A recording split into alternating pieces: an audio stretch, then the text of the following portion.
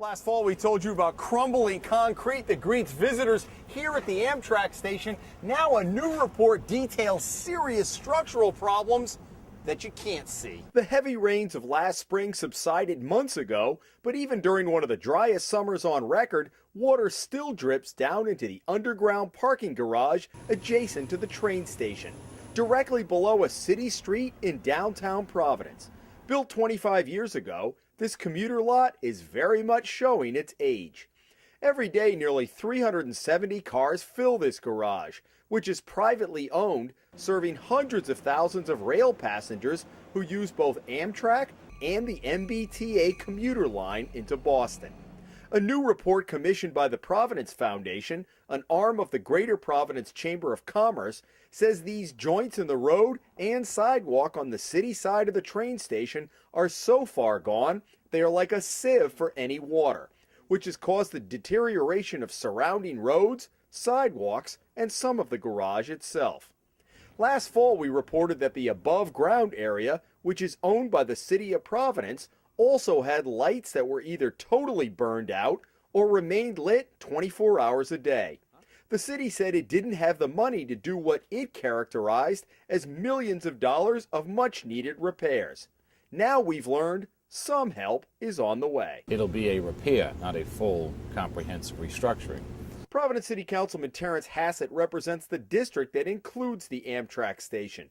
He says the city is about to award a contract for $100,000 worth of repairs, mainly to caulk expansion joints and to fix up the crumbling concrete that pervades the walkways and roads surrounding the station. The real question is the overhaul, and it could get into the millions. You're actually rebuilding something that was built back in 1985, and the weather, as New England is, it's had its way with the place, and they haven't done the kind of regular maintenance I don't think they should have. So as a result, it's breaking down structurally. It's a classic case of pay me now or pay me later. The city didn't keep up on its end of the maintenance bargain, and later is all of a sudden now. Further complicating matters, the city is responsible for the plaza, the garage is privately owned, and Amtrak needs to make improvements on its property. There's a hybrid of ownership.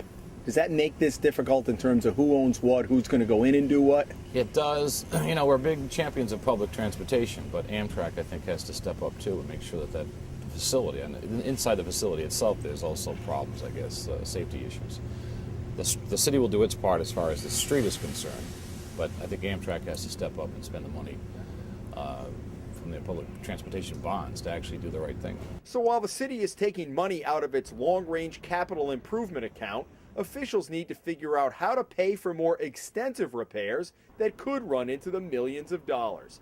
And the owner of the garage says that while his facility is structurally safe, if something is not done for the long run, there could be problems. See, the city does have a long-range infrastructure plan. The question is, how do you fund that? You have to go with the worst first. This has become one of the worst. And the people who use this station have been asking for some answers. I talked to a gentleman over on the east side that commutes from Boston, and he said, Terry, he said, you know, the street's all broken up, the garage is a mess, you know, and I use it every day. I have to. It's my mode of transportation. He said, so it's a concern, and what do you think we can do about it? I said, it's funny you talked about it, because Jim Hummel called me about this last week, and we've been working on it for a couple of months. I said, so hopefully we'll have a plan to at least try to fix what's bad there now, and then have a long-range plan to deal with it. In Providence, Jim Hummel for the Hummel Report.